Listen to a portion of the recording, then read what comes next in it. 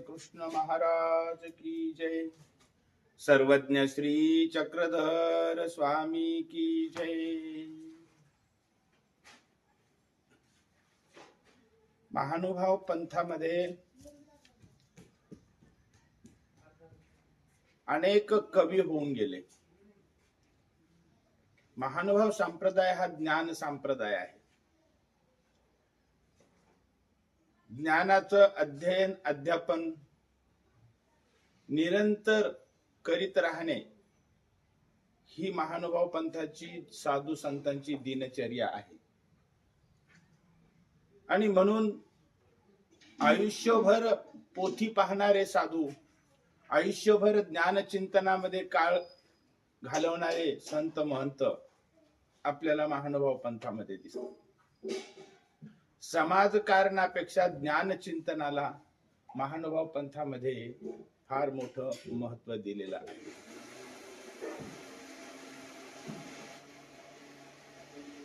मार्ग मेळ्यामध्ये अभ्यासाची, अध्ययनाची, ज्ञानचिंतनाची, शास्त्र चिंतनाची, शास्त्र चर्चेची सतत स्पर्धा चाललेली असायची। लहानपणी मार्गामध्ये मी हे सगळं पाहिलेलं आहे, अनुभवलेलं आहे। तो काळच अतिशय रमणीय असा होता। भानुकवीश्वर हे एक फार सिद्धहस्त असे कवी महानुभाव पंथामध्ये होऊन गेले। ते त्यांचा पूर्ण काळ आश्रमामध्ये गेला, परंतु शेवटच्या उत्तरावस्थेमध्ये जालना जिल्ह्यातील अंबड येथे त्यांनी मठ निर्माण केला आणि तिथे स्थायिक झाले आणि तिथेच त्यांचं देहावसान झालं। हे भानुकवीश्वर अतिशय सिद्धहस्त असे कवी होते, शीघ्र कवी होते। प्रवचनामधून, कीर्तनामधून, शाहिरी गायनामधून ते तात्काळ काव्य निर्मिती करीत असत आणि ते गात असत। त्यांचा महानुभाव पंथामध्ये फार मोठा लौकिक होता। असे हे भानुकवीश्वर भास्कर दादा जामोदेकर या नावाने ते पंथामध्ये प्रसिद्ध होते। त्यांनी अनेक आरत्या केलेल्या आहेत, अनेक भजने केलेले आहेत, पोवाडी केलेले आहेत। त्यांनी एक भजन केलेलं आहे। माझे गुरुवर्य कैवल्यवासी बलदेवराज प्रज्ञासागर बाबा महानुभाव हे प्रवचनामध्ये त्यांचं भजन नेहमी म्हणत असत। ग्रामीण भागामध्ये प्रवास करीत असताना, प्रचार प्रसारार्थ, तीर्थस्थान वंदनासाठी जात असताना गावोगावी बैठकी सभा होत असत आमच्या गुरुवर्यांच्या। बैठकी सभा म्हणजे मुक्कामाला गेले की त्या ठिकाणी गावातील धार्मिक प्रवृत्तीचे ग्रामीण एकत्र येत तिथे देवपूजा आरती होऊन मग तेच जमाव सभेमध्ये रूपांतरित होत असे। आणि त्या सभेमध्ये, बैठकी सभेमध्ये आमचे गुरुवरी नेहमी भानुकवींचे भजन म्हणत असत। त्यांचं एक भजन मला आठवतं, रोज प्रवचनामध्ये हे भजन ते नेहमी म्हणत असत। कारण भक्ती मार्ग, देवता, परमेश्वर, देवतेंची भक्ती करण्यापेक्षा परमेश्वराची भक्ती केली पाहिजे। भगवान श्री कृष्ण हे परमेश्वराचे अवतार आहेत। बाकी 81 कोटी 1.25 देवता आहेत। ह्या देवता जीवांना मोक्ष देऊ शकत नाहीत। मोक्ष फक्त परमेश्वरच देतात। गीतेमध्ये भगवान श्री कृष्ण हेच सांगतात की सर्व धर्मान परित्यज्य माम एकम शरणम व्रज अहम त्वा सर्व पापेभ्यो मोक्षयिष्यामि मा शुच। की हे अर्जुना, सर्व देवी देवतांच्या भक्ती मार्गाचा, उपासना मार्गाचा, कर्मकांडाचा तू त्याग कर। सर्व धर्मान परित्यज्य, या सर्व देवता धर्माचा तू त्याग कर आणि तू मला शरण ये. शरणम व्रज म्हणजे शरण जा आणि माझी एकनिष्ठतेनं भक्ती कर. माम एकम शरणम व्रज. तू मला एकट्याला शरण आला की मग मी काय करेल तुला. अहम त्वा सर्व पाप्योभ्यो. मी तुला ह्या सर्व पापापासून सोडून मोक्ष इष्यामी मा शुच. मोक्ष देईन. तू चिंता करू नकोस. तुला पापापासून सोडून तुला मोक्ष देण्याची जबाबदारी माझी. परंतु हे अर्जुना तू एकनिष्ठतेनं पतिव्रतेप्रमाणे तू मला शरण ये. असं भगवान श्रीकृष्ण गीतेमध्ये सांगतात. आणि हेच गीतेचं तत्व केंद्रस्थानी ठेवून आमचे गुरुवर्य प्रवचन करीत असत. गावोगावी असे प्रवचन. त्या प्रवचनामध्ये समाजातील ग्रामीण भक्त उपदेशी येत. ते आपल्या शंका विचारत की ह्या देवतेची भक्ती का करावी, करू नये, त्या देवतेची भक्ती का करू नये, देवतेच्या मंदिरात का जाऊ नये, देवतेचा प्रसाद का घेऊ नये, एकनिष्ठ भक्ती म्हणजे काय. अशा प्रकारे ते प्रश्न विचारत आणि आमचे बाबाजी त्याचं निरसन करत असत. आणि मग निरसन करत असताना ते देवतेमधला आणि परमेश्वरामधला फरक समजावून सांगत असत. आणि फरक समजावून सांगत असताना ते भानुकवीश्वर यांनी केलेलं भजन, ते भजन म्हणत असत. ते भजन असं आहे.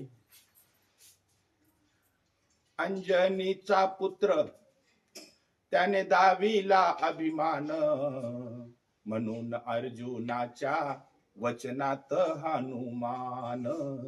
म्हणून अर्जुनाच्या वचनात हनुमान. तुझा शेतू मोडितो मी म्हणे अर्जुनाशी, नाही तर तुझा दास बोली केली ऐशी. नाही तर तुझा दास बोली केली ऐशी. गर्वाचे घर खाली, गर्वाचे घर खाली झाला रुद्राचा अपमान. म्हणून अर्जुनाच्या वचनात हनुमान. म्हणून अर्जुनाच्या वचनात हनुमान. तेव्हापासून या रुद्र राहे ध्वजस्तंभी, गर्जना भयंकर करी खूप लंबीर लंबी. गर्जना भयंकर करी खूप लंबी. बलवीर असता केवढा, बलवीर असता केवढा झाला तो हैराण. म्हणून अर्जुनाच्या वचनात हनुमान. म्हणून अर्जुनाच्या वचनात हनुमान. डांगवीच्या समयी धरुनी पक्ष अर्जुनाचा, वायुपुत्र पाळी आपुल्या नेम प्रतिज्ञेचा. वायुपुत्र पाळी आपुल्या नेम प्रतिज्ञेचा. त्या भारत ग्रंथी ऐसे, त्या भारत ग्रंथी ऐसे व्यासाने कथिले जाण. म्हणून अर्जुनाच्या वचनात हनुमान. म्हणून अर्जुनाच्या वचनात हनुमान. भानुकवीश्वर सांगे सोडी रे अहंता, मग त्याशी नाही नाही काही भय चिंता. मग त्याशी नाही नाही काही भय चिंता. वैराचा तो वैरी लीन होईल दुश्मन. म्हणून अर्जुनाच्या वचनात हनुमान. म्हणून अर्जुनाच्या वचनात हनुमान. अंजनीचा पुत्र त्याने दाविला अभिमान. अंजनीचा पुत्र त्याने दाविला अभिमान. म्हणून अर्जुनाच्या वचनात हनुमान. म्हणून अर्जुनाच्या वचनात हनुमान. असं ते भानुकवीश्वर यांनी केलेलं भजन आमचे गुरुवर्य म्हणत असत. आणि मग त्या ठिकाणी सभेमध्ये पुढचं विश्लेषण करीत असत. भागवत ग्रंथामध्ये, भारत ग्रंथामध्ये हे वर्णन आलेलं आहे. हे वर्णन असं आहे की एकदा अर्जुन पर्यटनाच्या निमित्ताने रामेश्वरमला आले. भगवान श्रीकृष्णांचा प्रिय भक्त अर्जुन आणि हे रामेश्वरमला आले, चित्तूर रामेश्वर. आणि तिथे समुद्राच्या काठावरून जात असताना त्यांना तिथे एक म्हातारा वानर दिसला. आणि मग अर्जुनाने त्या वानराला विचारलं की बाबा रे तू कोण? त्यावेळेस ते वानर म्हणाल की मी रामभक्त हनुमान आहे आणि बरेच काळ गेलेला आहे, श्रीरामाच्या विरहामुळे इथं बसलेलो आहे. मी रामभक्त हनुमान आहे. तू कोण आहेस? त्यावेळेस अर्जुन म्हणाले की मी श्रीकृष्ण भक्त अर्जुन आहे. आणि मग दोघांमध्ये इकडच्या तिकडच्या गप्पा झाल्या. आणि मग अर्जुनाने हनुमंताला विचारलं की हनुमंता, मी असं ऐकलेलं आहे की श्रीरामाला लंकेला जायचं होतं आणि त्यासाठी तुम्ही या ठिकाणी दगडाचा सेतू बांधला. श्रीराम धनुष्यधारी कोदंडधारी राम, आणि रामासाठी तुम्ही दगडाचा सेतू बांधला, विनाकारण तुम्ही कष्ट घेतले. रामचंद्रांनी बाणाचा सेतू बांधायला पाहिजे होता. मी जर त्या वेळेस असतो तिथे तर मी बाणाचा सेतू बांधला असता, परंतु तुम्ही दगडाचा सेतू बांधण्यामध्ये विनाकारण तुम्ही परिश्रम घेतले, कष्ट घेतले, नाहक तुम्ही या ठिकाणी कष्टले. अर्जुनाचं ते बोलणं ऐकून हनुमंतांना अहंकार झालेला होता. तो अहंकार त्यांच्या मुखातून बाहेर पडला आणि हनुमान म्हणतो की हे अर्जुना,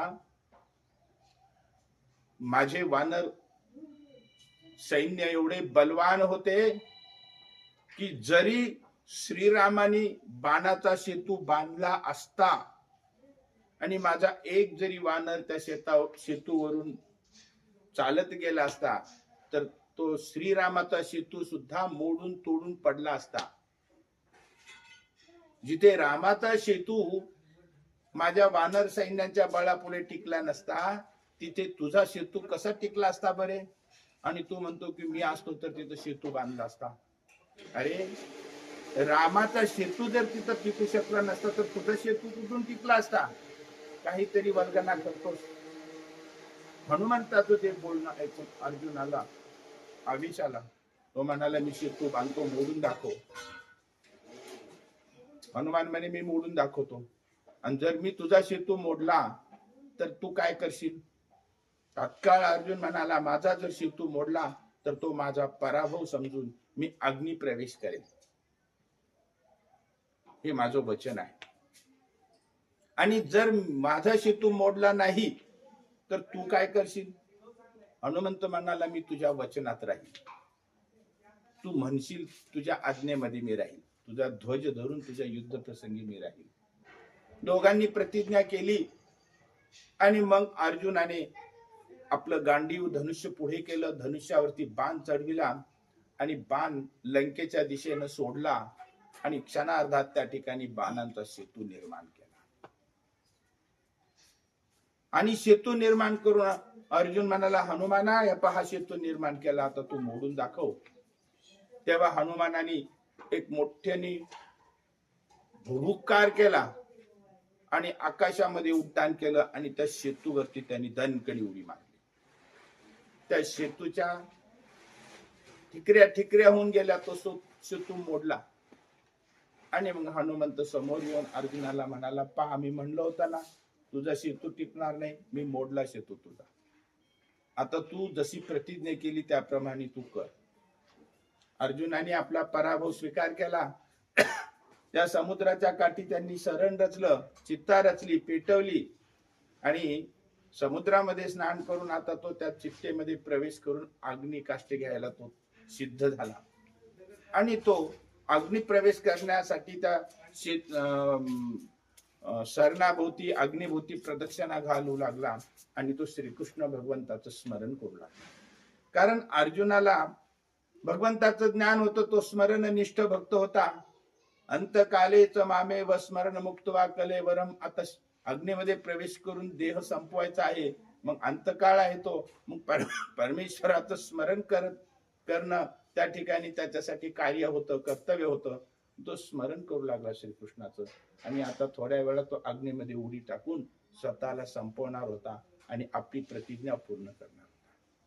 अशा त्या प्रसंगी त्याचं स्मरण द्वारकेला भगवान श्रीकृष्णाने ऐकलं आणि भगवान श्रीकृष्ण तिथे आले, ब्राह्मणाचा वेश घेतला आणि ते हनुमानाकडे गेले आणि म्हणाले, हनुमाना, हा काय प्रकार चाललेला आहे?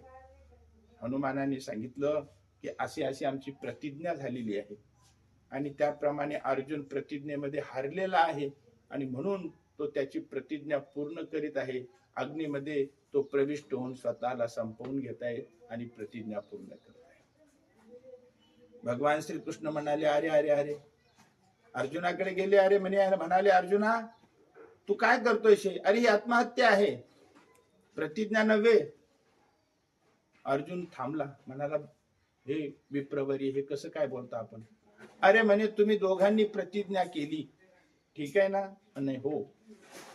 जर तुझा सेतू हनुमानाने मोडला तर तू अग्नीमध्ये प्रवेश करशील असं तू ठरवलेलं आहे, प्रतिज्ञा केलेली आहे, तू प्रतिज्ञा पूर्ण करीत आहेस, बरोबर आहे ना? म्हणे हो. परंतु तुम्ही दोघांनी प्रतिज्ञा करीत असताना इथे साक्षीदार कोणी होता का? आणि कुठलाही व्यवहार नीतीमध्ये असं आहे की साक्षीदाराच्या समोर बोलणी होत असते. तुमच्या दोघांमध्ये तिसरा कोणी दिसत नाही, म्हणजे हे न्यायाला आणि नीतिशास्त्राला धरून नाही. साक्षीदार ठेवून तुम्ही प्रतिज्ञा पुन्हा करा. मी आता साक्षीदार राहील, तुम्ही परत आणखीन प्रतिज्ञा करा आणि पुन्हा करा हे कार्य. दोघांनाही पटलं, ते हनुमानालाही पटलं आणि अर्जुनालाही पटलं. हनुमान म्हणाला, ठीक आहे, मी पुन्हा डबल सेतू मोडतो. अर्जुन म्हणाला, ठीक आहे, आता विप्रवैर्य तुम्ही साक्षीदार आहात, आता मी तुमच्या समोर आम्ही प्रतिज्ञा करू आणि मी सेतू बांधतो. झालं.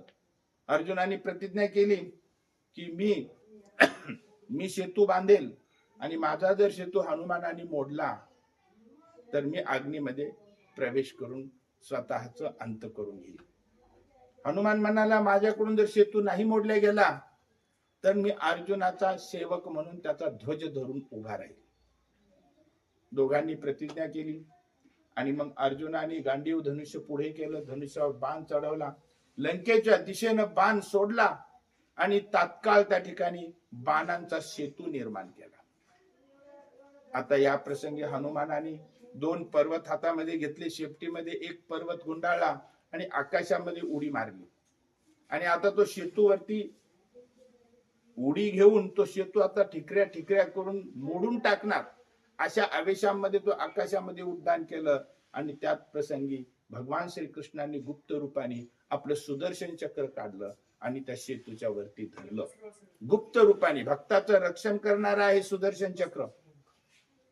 भगवंत ज्या वेळेस आपल्या भक्तावरती संकष्ट येतं त्या वेळेस भगवान श्रीकृष्ण परमेश्वर आपल्या भक्ताचं रक्षण करण्यासाठी सुदर्शनाला पुढे पाठवत असतात. आणि ते सुदर्शन त्या सेतूवरती गुप्त रूपाने खालून धरलं, सेतूच्या खाली. आणि मग अर्जुन आणि हनुमंतानी त्या सेतूवरती उडी मारली आणि त्या सुदर्शन चक्रावरती तो टपकला आणि जसा चेंडू एखाद्या जमिनीवरती पडल्यानंतर तो बाउन्स घेऊन उसळी घेऊन दुसरीकडे जाऊन पडतो, तद्वत हनुमान त्या सुदर्शन चक्रावरती पडला. त्याला सुदर्शन चक्र दिसलं नाही, त्याला फक्त सेतू दिसत होता, परंतु गुप्त रूपाने असलेलं भगवान श्रीकृष्णाचं सुदर्शन चक्र त्याला दिसलं नाही. आणि त्या सुदर्शन चक्रावरती तो हनुमंताची उडी पडली, तो त्या ठिकाणी उसळून जंप घेऊन आणि दुसरीकडे जाऊन पडला. आणि पाहतोय तर काय, सेतू सुरक्षित आहे, सेतूला कुठलाही धक्का लागलेला नाही. हनुमंतांनी पाहिलं की आपला पराभव झालेला आहे आणि तो उठून अर्जुनाकडे आला आणि म्हणाला, मला पराभव मान्य आहे आणि मी हरलो, माझी प्रतिज्ञा मी पूर्ण करेन.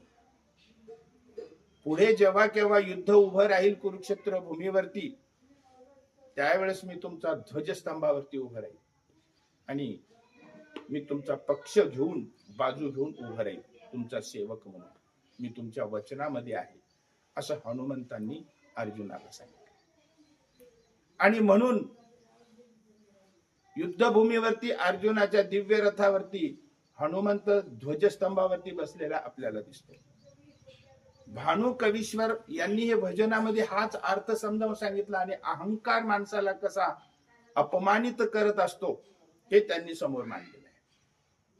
त्यांच्या भजनामध्ये पहिली कवितेमधलं भजनामधलं पहिलं कडवं असं आहे, अंजनीचा पुत्र त्याने दाविला अभिमान, म्हणून अर्जुनाच्या वचनात हनुमान, म्हणून अर्जुनाच्या वचनात हनुमान. तुझा सेतू मोडितो मी म्हणे अर्जुनाशी, नाही तर तुझा दास बोली केली ऐशी, नाही तर तुझा दास बोली केली ऐशी. गर्वाचे घर खाली झाला रुद्राचा अपमान, म्हणून अर्जुनाच्या वचनात हनुमान. म्हणजे हनुमंत अर्जुनाला म्हणत आहे की माझा एवढा वानरवीर बलवान आहे की श्री रामानी जरी बाणांचा सेतू बांधला असता, आता रामचंद्र हे हनुमानाचे आराध्य आहे, आणि रामाने जरी सेतू बांधला आणि माझा एखादा वीर जर त्याच्यावरती चालत गेला तर तो मोडून पडेल. त्या ठिकाणी अहंकार आहे. आणि जर रामचंद्रांचा सेतू मोडून जाईल तर अर्जुना तुझा कुठे सेतू राहील बरं त्या ठिकाणी. हा अहंकार आहे. हा अहंकार भानुकवीने अधोरेखित केलेला आहे. त्याच्यानंतर हे घडलेलं, हनुमंतांनी सेतू मोडायला गेला, भगवान श्रीकृष्णांनी गुप्त रूपाने सुदर्शन चक्र त्या ठिकाणी लावलं. हनुमंत त्या सुदर्शन चक्रावरती आदळले, बाहेर जाऊन पडला हनुमान. आणि त्यानंतर हनुमंत जाऊन बाहेर पडले, बाजूला पडले, उठून अर्जुनाकडे आले आणि म्हणाले की मी केलेली जी प्रतिज्ञा आहे ती मला आता मान्य आहे, मी त्याप्रमाणे वागेल. पुढच्या कडव्यामध्ये भानुकवीश्वर लगेच म्हणतात, तेव्हापासून या रुद्र राहे ध्वजस्तंभी, गर्जना भयंकर करी खूप लंबी, गर्जना भयंकर करी खूप लंबी. त्या भारत ग्रंथी ऐसे व्यासाने कथिले जाण, म्हणून अर्जुनाच्या वचनात हनुमान, म्हणून अर्जुनाच्या वचनात हनुमान. भानुकवीश्वर सांगतात की तेव्हापासून ही प्रतिज्ञा केली त्यांनी आणि त्याच्याकडून सेतू मोडल्या गेला नाही. कारण हनुमान जे होते ते देवता असल्यामुळे आणि त्यांचं ज्ञान मर्यादित असल्यामुळं, आणि श्रीकृष्ण भगवान हे परमेश्वर आहेत, परब्रह्म परमेश्वर आहेत. 81 कोटी 1.25 देवता त्यांच्या आज्ञेमध्ये आहेत. आणि ह्या देवता आहेत त्या परमेश्वरासमोर काय आहेत? सेवक आहेत. हनुमान सुद्धा सेवक आहे. हनुमान सुद्धा परमेश्वराचा सेवक आहे. आणि हे सांगताना आणि भानुकवीश्वर सांगतात की हनुमंतांनी सेतूवरती उडी मारली पण त्यांना भगवान श्रीकृष्णाची लीळा दिसली नाही. कारण परब्रह्म परमेश्वर हा सर्वज्ञ असतो आणि देवता अल्पज्ञ असतात. आणि तो सुदर्शन चक्रावर आदळले आणि बाहेर बाजूला जाऊन पडले आणि त्यांचा हे झालं, त्या ठिकाणी पराभव झाला. त्यांनी पराभव स्वीकार केला आणि मग तेव्हापासून ते अर्जुनाच्या ध्वजस्तंभावरती म्हणजे रथावरती ते जाऊन बसले. बलवीर असता केवढा झाला तो हैराण, म्हणून अर्जुनाच्या वचनात हनुमान. अंजनीचा पुत्र त्याने दाविला अभिमान, म्हणून अर्जुनाच्या वचनात हनुमान. आता हे सगळा प्रसंग सांगून तिसऱ्या कडव्यामध्ये भानुकवीश्वर सांगतात याला प्रमाण काय आहे, कुठल्या ग्रंथामधून हे मी भजन केलेलं आहे, प्रमाण घेऊन केलेलं आहे. तर ते म्हणतात, डांगवीच्या समयी धरुणी पक्ष अर्जुनाचा, वायुपुत्र पाळी आपुल्या नेम प्रतिज्ञेचा, वायुपुत्र पाळी आपुल्या नेम प्रतिज्ञेचा. त्या भारत ग्रंथी ऐसे, कुठं सांगितलेलं आहे, त्या भारत ग्रंथी ऐसे व्यासाने कथिले जाण, म्हणून अर्जुनाच्या वचनात हनुमान, म्हणून अर्जुनाच्या वचनात हनुमान. पुढे भानुकवीश्वर असं सांगतात की आता एवढं हे सगळं कथानक आपण ऐकलेलं आहे.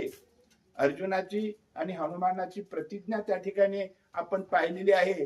त्या ठिकाणी हनुमानांचा पराभव झालेला आहे. तर पराभव का झाला?